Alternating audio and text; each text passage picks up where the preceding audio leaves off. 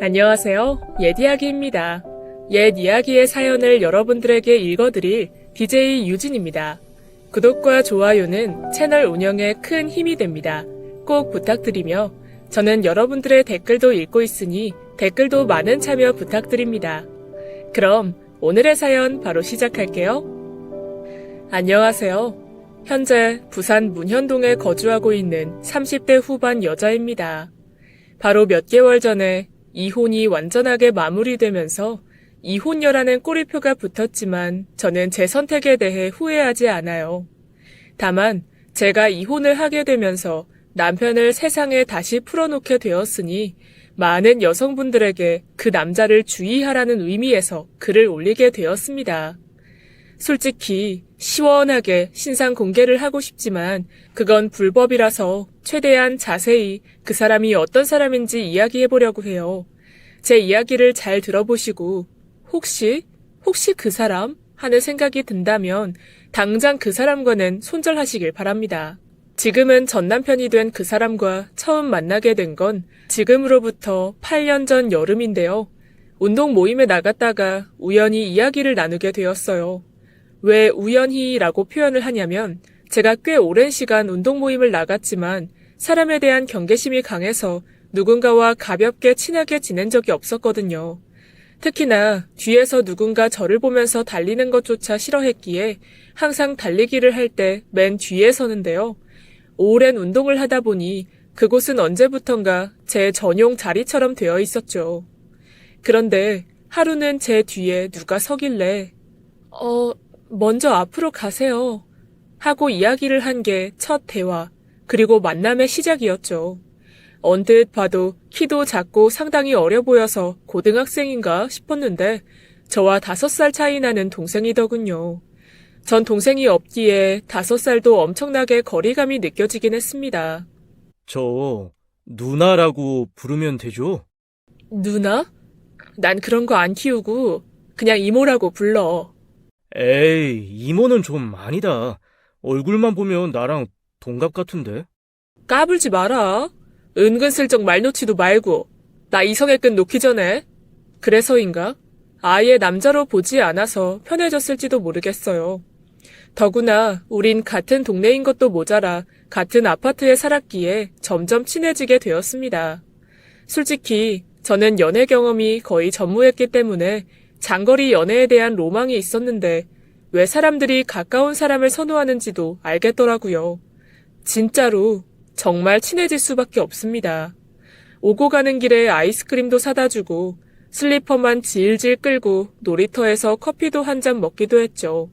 저희가 친하게 지내기 시작하니 저희 부모님과 상대 아버지와도 어느덧 친해졌습니다.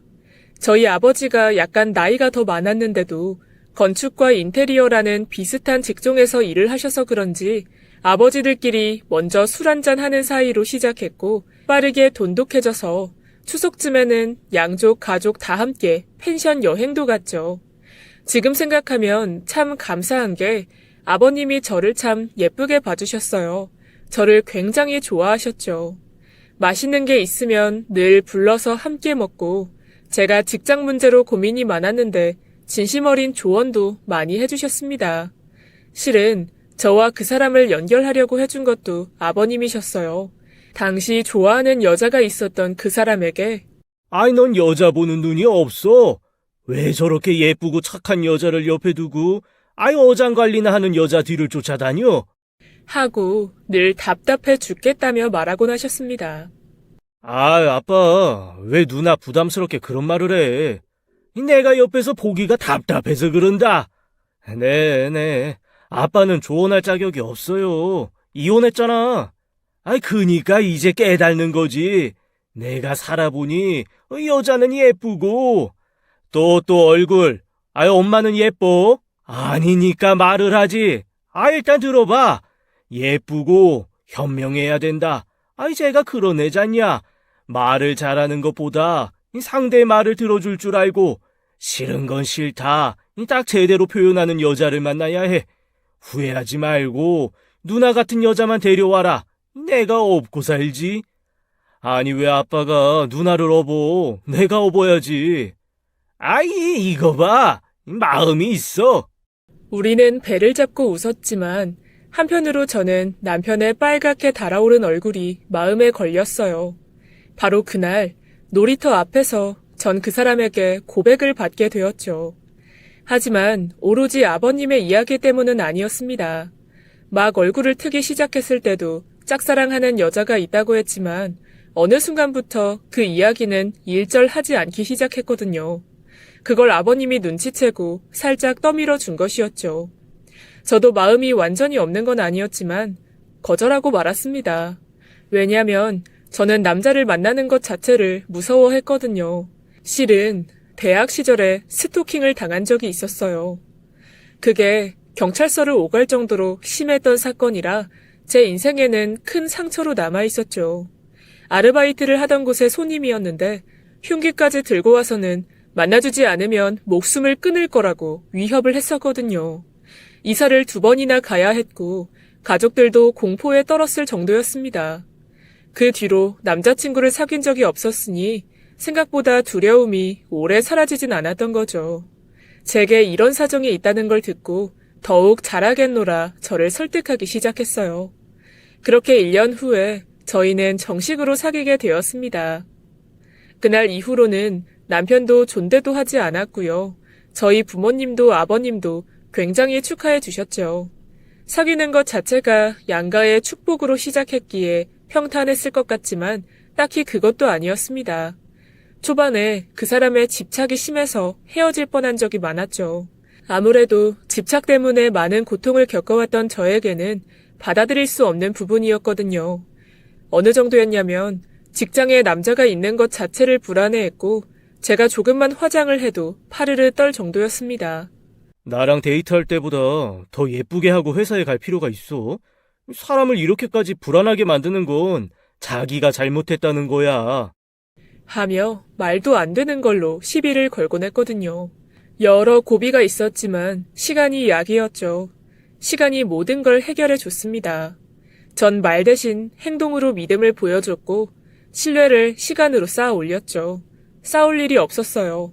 지금 생각해보면 아버님이 본 저의 현명함이 어떤 건지 알 것도 같습니다. 남편은 늘 이야기를 하는 사람이었고 전 늘 들어주는 사람이었거든요. 대화를 많이 하면 싸울 일이 없습니다.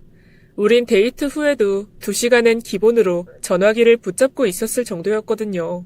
무슨 할 말이 그렇게 많을까 싶었지만 남편의 이야기를 듣고 있으면 시간이 가는 줄 몰랐죠. 남편은 꿈이 참 많았어요. 어린 시절부터 쭉 야구를 했었는데 굉장히 잘했다고 하더군요. 내가 고등학교까지 야구를 했는데 감독님들이 다 탐을 냈을 정도였어. 그런데 부상을 입는 바람에 이렇게 된 거야. 하면서 예전에 자신이 뭘 잘했고 어떻게 운동을 했는지에 대해서 줄줄 늘어났죠. 그리고 당시 적은 나이가 아니었음에도 불구하고 아르바이트를 하고 있었는데 그 이유가 아직도 야구 선수의 꿈을 포기하지 않았기 때문이라고 했습니다. 야구 모임이나 운동 모임도 꾸준히 나가는 이유도 그것 때문이었고요. 전 대단하다고 생각했죠. 왜냐하면 전 꿈이 없었거든요. 그냥 할 수 있는 걸 하는 사람이고 해야 한다고 생각해서 할 뿐. 그래서 어쩐지 몸이 건조한 제 삶보다 남편의 삶이 멋지게 보였습니다. 전 그 결정을 전적으로 응원했죠. 야구를 좋아하지도 않는데 야구장에 함께 갔고 가지고 싶어하는 유니폼도 사줬어요. 생각보다 야구용품이 굉장히 많더군요. 야구 신발도 잔디용 따로, 일반용 따로, 부속물을 신발 밑창에 부착해야 되고 안에 입는 티셔츠, 방망이, 오른손 외야, 내야 글러브, 헬멧, 손목 보호대, 무릎 보호대 등등 수없는 용품들도 필요하다고 했습니다. 그래서 제 월급날이 되면 전 그걸 하나씩 사줬어요. 딱히 그건 불만은 아닙니다. 문제는 그렇게 지원을 해줘도 실력이 도통 늘지가 않는다는 것이었죠. 보통 투수를 기준으로 하면 굉장히 구속, 그러니까 공을 던지는 속도가 높아요. 저도 잘은 모르지만 120에서 140km 이상까지도 던지는 선수들이 많다는 건 알죠. 그런데 선수 출신이라는 남편의 속도는 88에서 많이 잡으면 93km였습니다. 야구에 대해 모르는 저 같은 분들이 많겠지만 남편의 속도는 일반인이 던지는 것보다 낮은 정도라고 보시면 됩니다. 일반인들 중에 잘 던지는 분들이 보통 100km가 넘는 분들이 많거든요. 분명 다친 부분도 회복이 되었다고 들었는데 2년을 넘게 운동을 해도 실력은 일반인보다 못한 거죠. 그것도 그럴 수 있다고 생각했어요. 무의식 중에 팔이 아팠던 걸 기억하고 이전의 속력을 낼 수 없겠거니 했습니다. 다 좋아요. 그런데 한 가지, 운동을 했다는 것 자체로 너무 허세를 부리고 다니는 건 좀 부끄러웠어요. 제 친구들을 소개해준 자리에서도 운동부 출신, 저와 같은 직장에 다니는 동료를 봐도 첫 만남부터 야구선수 이야기를 자기소개보다 먼저 꺼내는 겁니다. 그럼 모두가 고개를 갸웃했죠. 왜냐고요? 남편은 160대 초반으로 키가 굉장히 작았거든요. 그리고 운동을 했다고 생각하지 못할 정도로 근육도 없고 둥글둥글 살이 많이 찐 사람이에요. 반면에 저는 운동을 전문적으로 하지는 않았지만 여자 평균 키보다 살짝 높은 167cm로 근육이 잘 잡혀 군살 없는 몸매를 유지하고 있어요. 그래서 친구들이나 직장 동료들이 이상한 반응을 보일 수밖에 없었을 겁니다. 누가 봐도 운동을 한 사람처럼 보이지 않았기 때문이죠. 그래서 솔직히 네 남자친구보다는 네가 더 운동선수 같아 라는 말이 나올 수밖에 없는 거예요. 그 사람이 운동을 했다며 허세를 부리는 게 싫기는 했지만 그 이유를 모르진 않았어요. 당시 남자친구였던 남편은 자신의 키가 작은 것 때문에 자격지심이 심했기 때문이죠.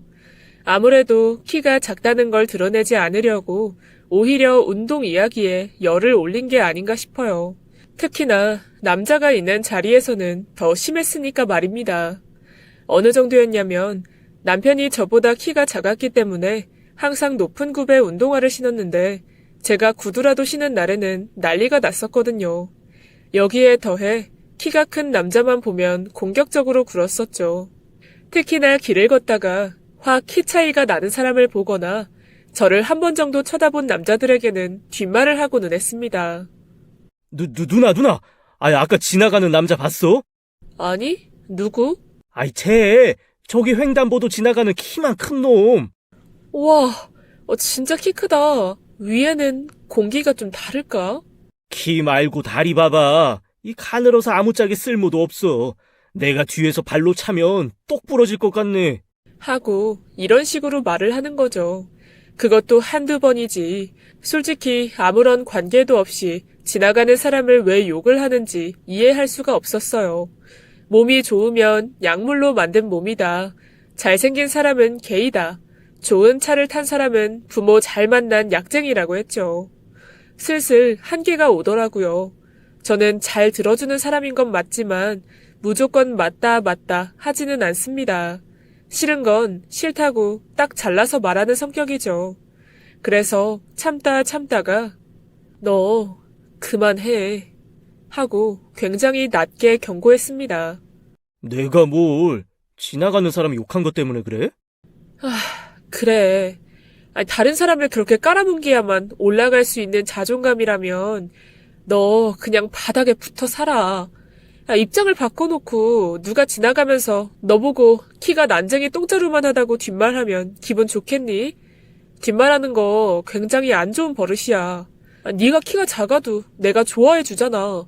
더 잘 보일 사람이 있어? 그거면 된 거 아니야? 알았어. 안 할게. 물론 이게 말한다고 바로 고쳐지진 않았어요. 저는 그래서 늘 키 부분은 고칠 수 없는 것이니 받아들여라. 계속해서 이야기를 해주었습니다. 고쳤다고 생각하는데 딱 3년이 걸렸죠. 그 사이에 야구선수를 포기했고요. 왜냐하면 구속을 높여준다는 속성 학원까지 보냈는데 나아지지 않았기 때문입니다. 그 뒤에 다른 꿈을 꾸기 시작했어요. 어느 날 저에게 무협 소설가가 되겠다고 하더군요. 그때가 저희가 사귀기 시작한 지 1000일이 되었을 때였죠. 전 바보처럼 또 그 꿈을 응원해 주었습니다. 마침 제가 출판사에서 일을 하고 있었기에 잘 되면 출판까지 맡아줄 생각을 하기도 했고요. 다른 분들은 제가 좀 바보 같고 미련스럽다고 생각할지도 모르겠습니다.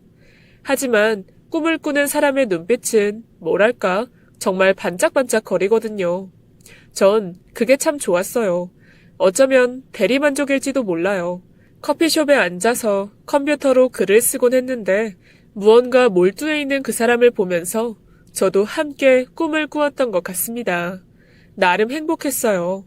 저는 조용히 앉아서 책을 읽고 그 사람은 책을 썼으니까 말입니다. 그런데 6편 정도를 써서 저에게 보여줬을 때 알게 되었죠. 재미가 없어도 너무 없다는 것 말입니다. 일단 오타가 너무 많았고 설정도 엉망이었고 주인공들이 너무 개성이 하나도 없었죠. 이게 정말 6개월 동안 쓴 거라고? 하는 생각이 들더군요. 글을 쓴다고 남편은 아르바이트까지 그만뒀고 제가 눈물을 머금고 최신형 가벼운 노트북까지 사줬는데 이런 글을 써서 보여준다는 것 자체가 충격이었습니다.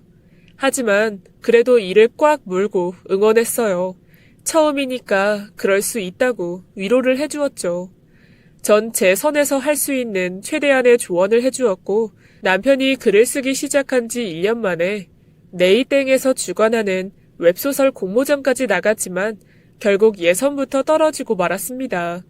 당연한 결과라고 생각했기에 스스로 문제점을 깨닫고 조금 더 열심히 할 거라고 생각했죠. 그런데 제가 사준 노트북은 어느새 게임용이 되어 있더라고요. 솔직히 실망스러웠습니다. 나이 30에 꿈 많은 무직. 그 당시에 남편의 상황이었죠. 이에 본인도 심각성을 느꼈는지 갑자기 택배 일을 시작하더군요. 무척이나 고된 일이라는 걸 모르진 않았기에 저는 데이트하는 시간도 줄이면서 쉬는 날에는 오로지 쉴 수 있게 배려해 주었습니다. 솔직히 오래 하지 못할 거라고 생각했지만 남편은 생각보다 부지런하고 성실한 사람이었어요. 제가 못 봤던 새로운 모습을 보게 되었죠.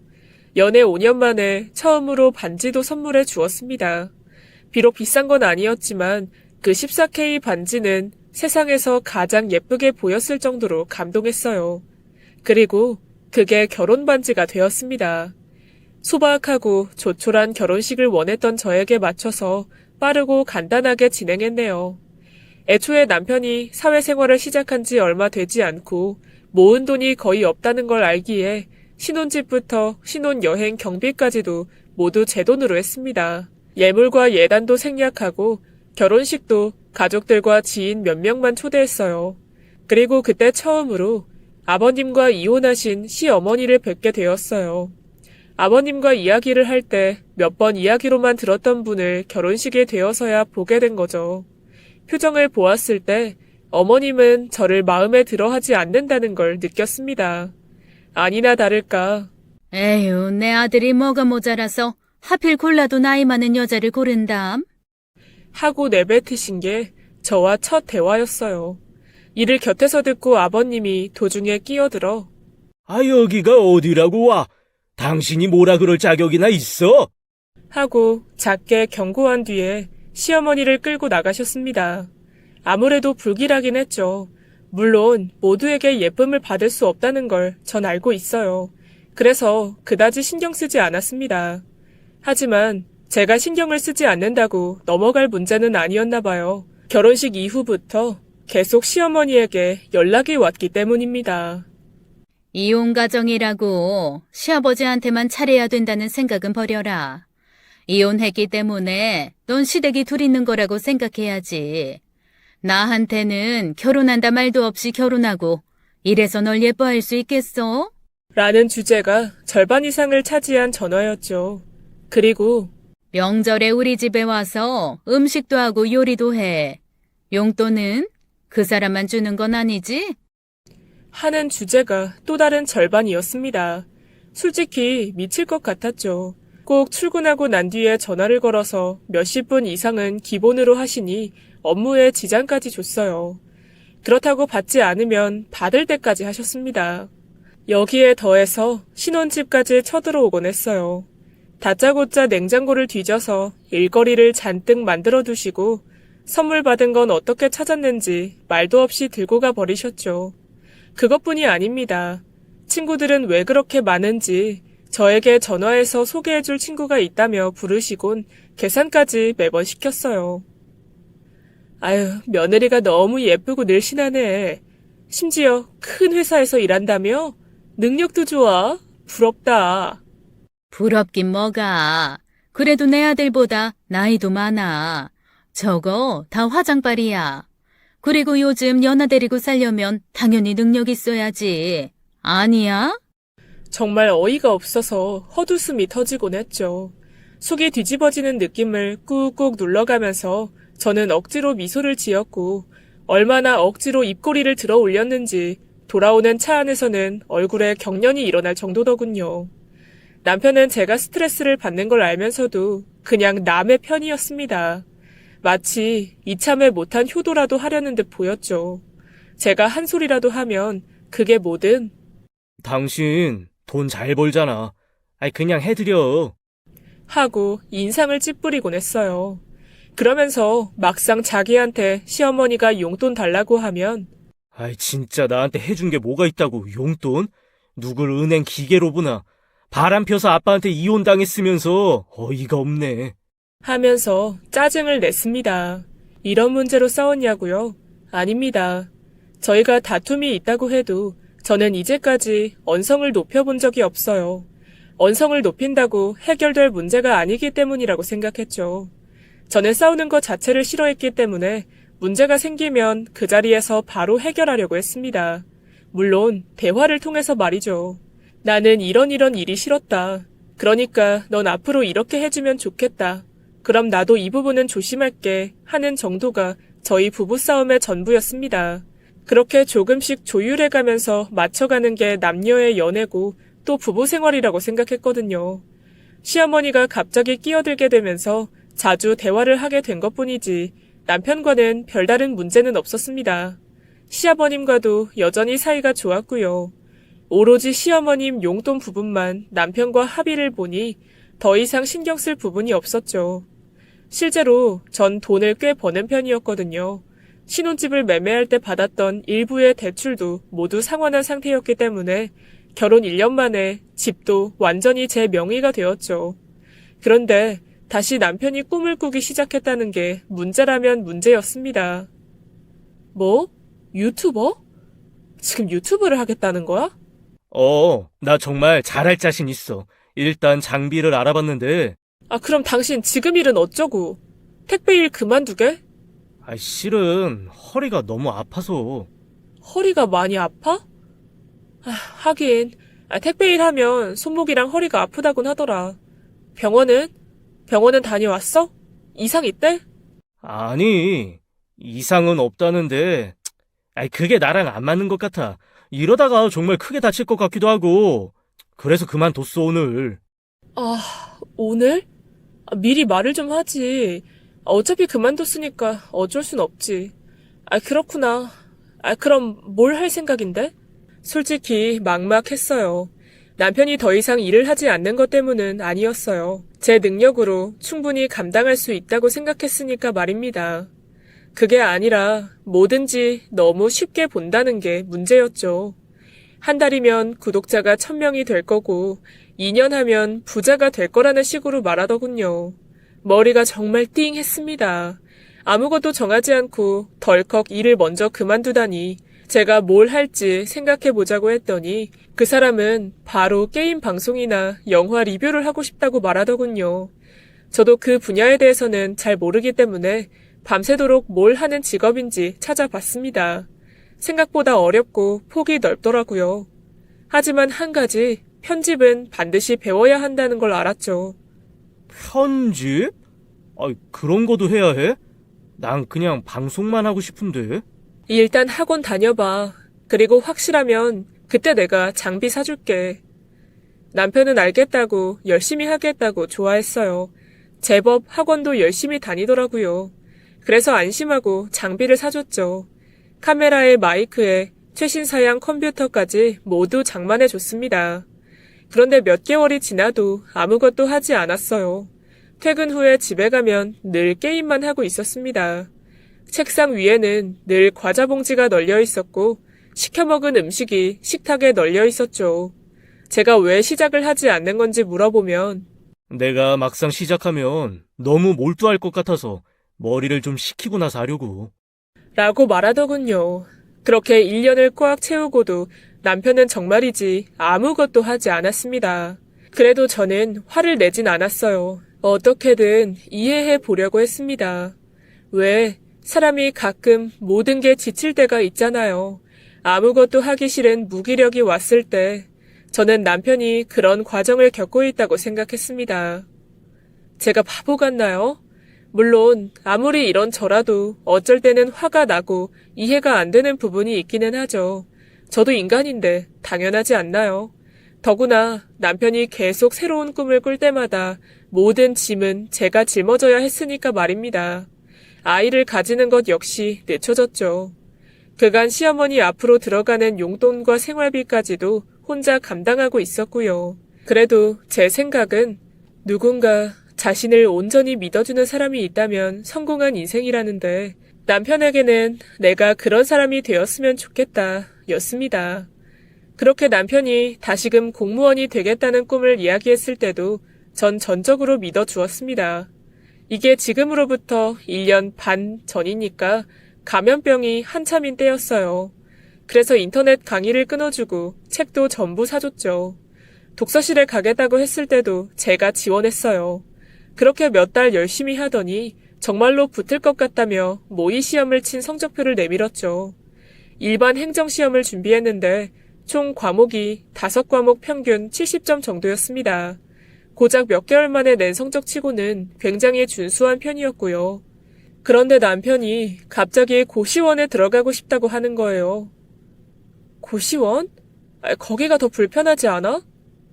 다들 공부하는 사람만 있으니까 뭐 더 긴장도 되고 안에 독서실이 있어. 밥은 어쩌려고? 라면이랑 기본적인 쌀은 제공해준다고 하더라고. 그걸 알아본 거야? 아, 나랑 공부 같이 하는 녀석 있는데 추천해주더라고. 할 거면 확실하게 빨리 하자는 성격이라 저는 바로 그 고시원을 가봤죠. 고시원 총무라는 남자분이 방을 소개해줬어요. 방을 여는 순간부터 머리가 아프더군요. 벽은 합판에 다리를 놓으면 끝인 침대와 바로 옆에는 책상, 그 아래는 작은 냉장고가 달라붙어 있었어요. 창문도 없고 2평, 3평 될까 한 방이었죠. 빨래는 옥상에 널 수 있고 공동 공간인 세면실과 화장실이 전부였습니다. 마음이 너무 좋지 않아서 차라리 좀 더 돈을 더 주고 다른 곳으로 가자 했어요.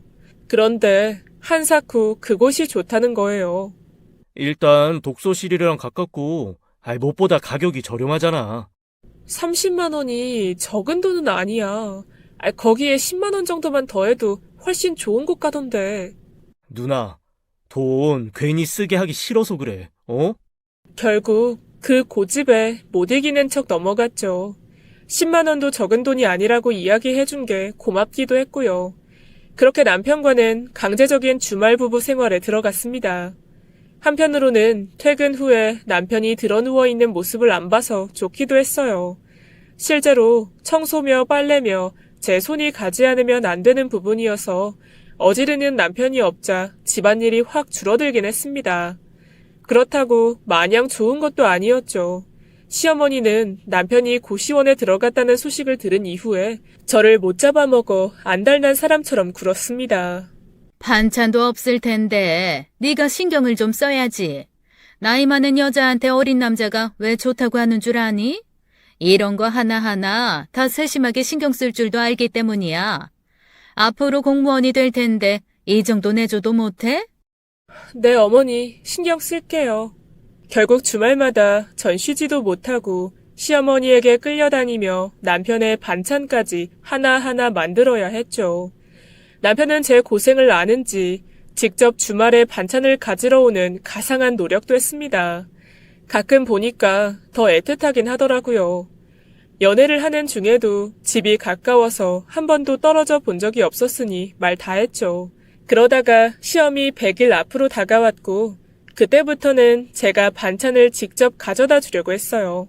깜짝 방문해야겠다 싶었는데 방에 남편이 없더라고요. 그래서 반찬만 냉장고에 넣어두고 가려는데 문을 열 수가 없어서 고시원 총무에게 부탁했어요. 안녕하세요. 반찬을 좀 가지고 와서 놓고 가려는데 문이 닫혀 있어서요. 아, 이 누나분?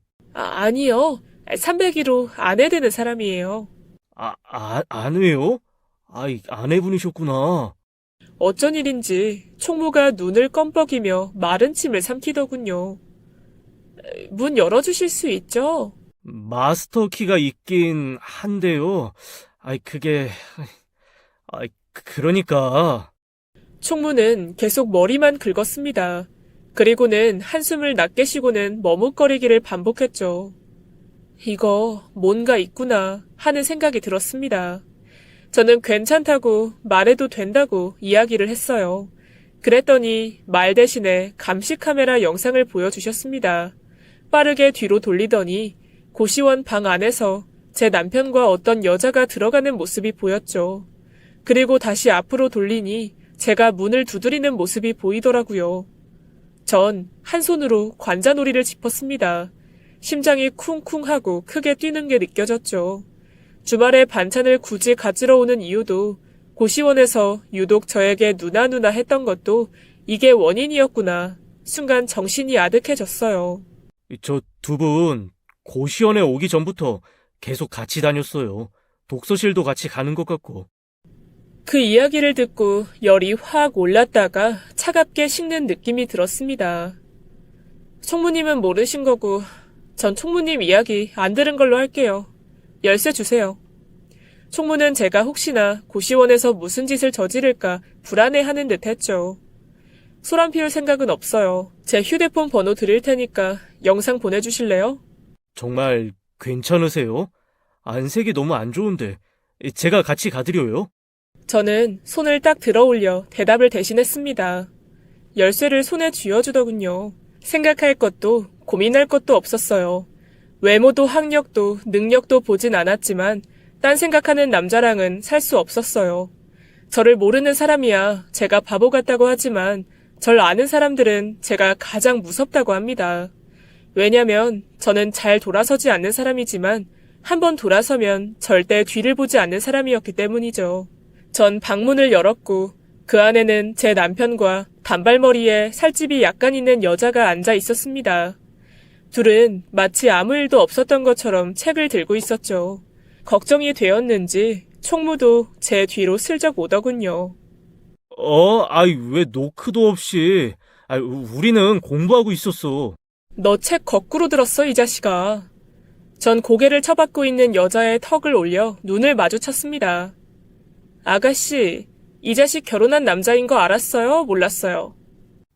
몰랐어요. 야, 이게 무슨 짓이야? 왜 그래? 아무것도 모르는 애한테. 에? 웃긴다, 너. 그럼 아무것도 모르는 애한테 유부남인 건 왜 속이냐? 오해라고. 공부하고 있었다고. 존나 억울하네. 언성 낮춰. 여기 고시원이야. 입 다물어라. 얻어맞기 싫으면. 내가 화를 안 내니까 너 내가 만만해 보이지? 내가 언성 높아지면 넌 죽어. 좀! 이제 너랑은 진짜 못 살겠다. 그만 이혼하자. 너 혼자 공무원이던 대통령이 되던 나랑은 이혼해. 그러면 내가 무서워할 것 같아? 그래, 하자. 해! 고시원 안에서는 씩씩하고 강한 척을 하더니 남편은 집으로 돌아오자마자 무릎을 꿇고 싹싹 빌기 시작했어요. 눈물도 뚝뚝 흘리면서요. 자기가 미쳤던 것 같다고, 정말로 아무 사이도 아닌데 그냥 남자답고 멋져 보이고 싶었다고 하면서요. 정말이야. 무의식 중에 방문을 잠그고 누가 열려고 하니까 놀라서 말이 안 나온 거야. 정말로 그 여자랑 내가 무슨 일이 있었던 거 아니야. 정말이야. 나 못 믿어? 우리 5년을 만났어. 날 봐. 우리 아빠 말이 틀린 게 없어. 이 키에 이 몸에 나 얼굴도 솔직히 별로고 직장도 없어. 그런 주제에 내가 바람을? 절대 아니야. 하지만 제 뜻은 그렇게 쉽게 구부리고 펼 수 있는 부분은 아니었어요. 이혼 이야기를 정식으로 양가 집안에 알렸습니다. 소식을 듣고 가장 먼저 뛰어온 건 시아버지였어요. 문이 열리자마자 남편에게 달려가서 뺨을 2대를 때리셨죠. 짝짝 하는 소리가 얼마나 큰지 듣고만 있어도 귀가 아플 정도였습니다. 30이 넘은 아들은 아이처럼 엉엉 울고 아버님은 엄청나게 화를 내셨어요. 이 정신 나간 놈의 새끼. 아니, 내가 여태껏 너 하는 거 하나하나 다 봤다. 내 아들이지만 이 멍청한 놈, 남자 구실도 못하고, 여자 피 빨아가면서 살아. 그래도 언젠간 정신 차리겠지 하면서 내가 며느리 하나 보고 참았다. 어릴 때부터 꾸준히 하는 거 없이 이거 하고 저거 하고, 이 애미 없는 자식 소리 들을까봐 내가 너 하고 싶은 거 다 하게 해줬다. 그런데 이렇게 뒤통수를 쳐? 바람, 이 썩을 새끼가 할 게 없어서 바람. 내가 어떻게 살아왔는지 알면서, 네 따위가 뭔데? 죽어라. 차라리 죽어. 남편은 정말 엄청나게 두드려 맞았어요. 제가 민망할 정도로 완전히 제 편이셨죠. 이혼하는 날 호적에서 파버리겠다는 둥, 새우잡이 배에 팔아버리겠다는 둥 협박도 하시더군요. 시어머니도 오셨어요. 저에게 제 책임이라고 몰아붙일 줄 알았는데 무릎을 꿇으시더라고요. 의외였지만 무릎을 꿇고 남편도 제 앞에 무릎을 꿇게 했죠. 그리고는 비셨습니다. 내가 못나서 그렇다. 내가 잘못 키웠어. 정말 미안하구나. 이번 딱 한 번만 그냥 넘어가 줄 수는 없겠니? 세아가 제발. 자기야, 정말 잘못했어. 나 진짜 앞으로는 잘할게. 오해받는 그런 것도 안 해. 우리 만나온 시간을 생각해봐. 우리가 그냥 다른 부부랑 같아? 5년이야. 자그마치 5년을 연애했다고. 싸움 한 번 없이 우리 잘 맞았잖아. 그래요. 제가 남편을 참고 기다려주고 믿어준 시간이었죠. 짧다면 짧고 길다면 긴 연애 5년과 결혼 후 3년, 저도 그 시간이 아까웠습니다. 딱히 누군가를 만나거나 다시 결혼할 마음도 없었죠. 그래서 일단 보류하기로 했어요. 앞으로 어떻게 하는지 보고 판단을 하기로 한 거죠. 남편은 제게 더 잘해주려고 노력하기는 했습니다. 시어머니도 마찬가지였고요. 청소도 하고 밥도 차려줬죠. 그리고 얼마 가지 않아 남편은 취직도 했더군요. 여행 작가가 되었다고 합니다. 믿지 못하는 저에게 여행사에서 구직 활동을 한 내역까지 보여주더라고요. 그래, 어디 잘 해봐. 아직도 화가 났어? 내가 정말 잘할게, 진짜야. 그런데 여행 작가가 되려면 차는 필수라고 하던데. 전 알겠다. 좀 생각해보자. 차량 미리 봐두라고 했습니다. 하지만 전 이번에는 믿지 않았어요. 그 사건으로 신뢰도 믿음도 다 깨졌다는 걸 다시금 느꼈죠. 전 해당 여행사에 전화를 걸어서 확인을 했습니다. 그랬더니 이미 여행 작가는 구했다고 했고 자세한 건 이야기해줄 수 없지만 남자는 아니라고 이야기해주시더라고요. 헛웃음이 흘러나왔어요. 이 자식이 정말 정신이 나갔구나. 하지만 전 내색도 하지 않았어요. 그리고 남편이 고른 차량을 사주겠다고 했습니다. 단, 결제는 남편의 카드로 하라고 했죠. 수익이 안정이 될 때까지는 차값을 내줄 테니 풀옵션으로 제대로 뽑으라고 했습니다. 이에 남편은 소리를 지르고 저를 들어올려 빙글 돌리고 난리가 났죠. 하지만 전 남편이 잠든 사이에 펜션을 예약한 내역까지 확인했고 고시원의 그 단발머리 여자와 연락한 내용까지도 모두 보았습니다. 우습게도 그 여자 유부남인 걸 이미 알고 만난 거였더라고요. 가증스러운 연기에 깜빡 속았죠. 그냥 넘어가려고 했는데 둘 다 이미 선을 넘어도 한참 넘어버렸어요. 처음에는 불같이 치밀어 오르는 화가 있었는데 어느 순간부터는 아무렇지도 않더군요. 오히려 어느 때보다 이성적이 된 저는 증거를 차곡차곡 모았고 남편이 여행을 가는 날에 맞춰서 도시락도 싸주었죠. 김밥, 유부초밥에 과일에 음료수까지도 과하다 싶을 만큼 준비해줬어요. 물론 설사약을 가득 넣어서 말입니다. 여행을 떠나고 3시간 정도 지났을까요? 남편에게 전화가 미친 듯이 왔어요. 도시락에 도대체 무슨 짓을 한 거냐고 소리를 지르더라고요. 그래서 전 목소리를 낮게 깔고 말 놓지 마라. 이성의 끈 놔버리기 전에 하고 전화를 끊었어요. 남편은 집으로 곧장 다시 돌아오더라고요. 새 차인데 이거 시트 어쩔 거야? 그러게. 시트 2곳이나 버렸으니 어째? 그러니까 두 곳이나. 하고 빠르게 대답을 했다가 아차 싶은지 어버버하기 시작하더군요. 전 모든 걸 알고 있다고 했고 미리 준비해둔 이혼 서류를 내밀었습니다. 잘 들어. 나 복잡한 거 싫어해. 그냥 맨몸으로 여기서 나가. 네가 끝까지 잡고 늘어지면 나도 복잡하게 가야겠지? 근데 굳이 네가 복잡하게 가고 싶다면 너도 전부를 걸어야 될 거야. 내가 무서워할 줄 알고? 그래, 복잡하게 가. 나 잃을 것도 없어. 그날로 전 모든 증거를 가지고 변호사를 찾아갔습니다. 너무 준비가 철저해서 변호사가 오히려 더 놀라더군요. 작은 영수증 하나도 모두 탈탈 털어서 갔으니까 말이에요. 남편이 결혼 생활 중 재산에 대한 기여도가 0에 가깝기 때문에 어렵지 않게 승소할 수 있었고 바람피운 증거가 확실하기에 위자료도 받을 수 있다고 하더군요. 여기에 상간녀 위자료 소송도 함께 진행했습니다. 시아버지에게 모든 사실을 이야기했고 계속해서 괜찮다, 미안하다고만 하셨어요. 그리고 이참에 그 녀석 버릇을 단단히 고치기 위해서라도 위자료를 잔뜩 뜯어내라고도 해주셨습니다. 그렇게 전 몇 개월에 걸쳐 겨우 이혼을 마무리하게 되었어요. 아, 그리고 이건 후기인데 이혼이 확정나기 무섭게 둘이 살림을 합쳤다고 자랑을 했어요. 그 상간녀가 임신을 했다나 하면서요. 헤어진 전 남편과 전화를 한다. 좀 이상하게 보일지는 모르지만 전 정말 아무렇지 않았습니다. 위자료 문제로 전화를 주고받긴 했지만 마음이 아예 사라져서인지 별 감흥도 느낌도 없었어요. 이게 습관인 건지 아니면 괴상한 버릇인 건진 모르겠지만 그 사람은 매일매일 저에게 전화를 했죠. 너무 귀찮아서 대부분 받지 않았습니다. 그런데 우연하게 한 번이라도 받으면 절대로 전화를 끊으려고 하지 않더군요. 마치 이야기에 목을 맨 사람처럼 굴었죠.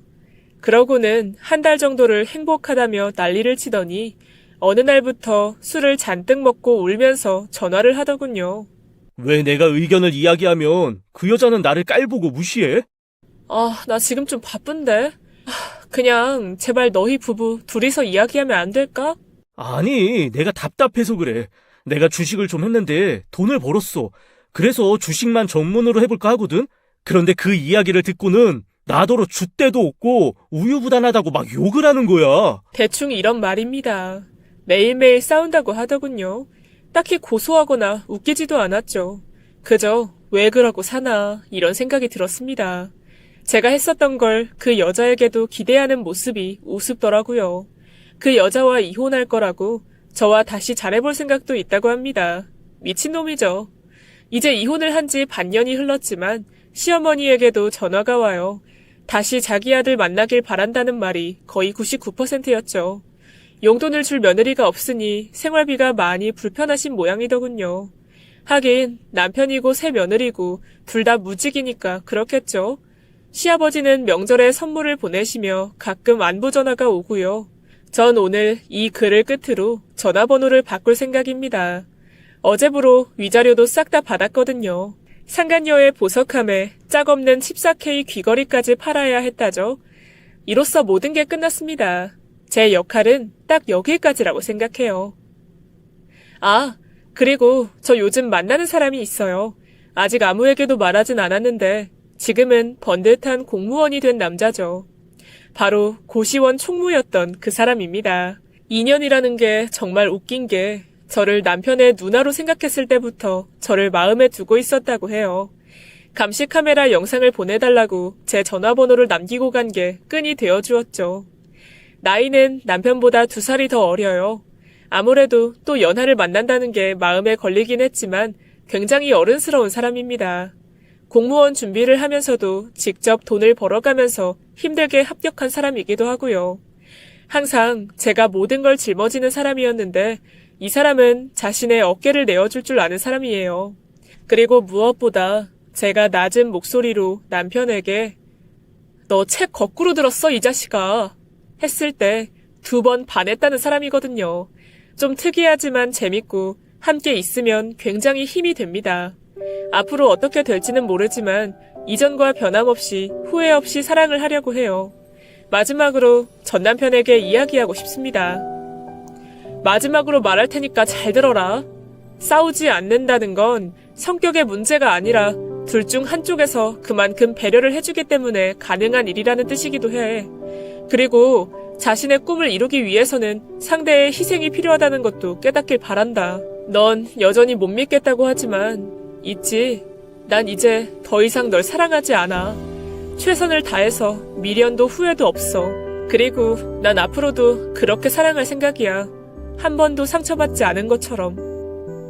지금까지 예디야기였습니다. 끝까지 함께 해주신 여러분 진심으로 감사드리며 저는 내일 이 시간 다시 돌아올게요. 감사합니다.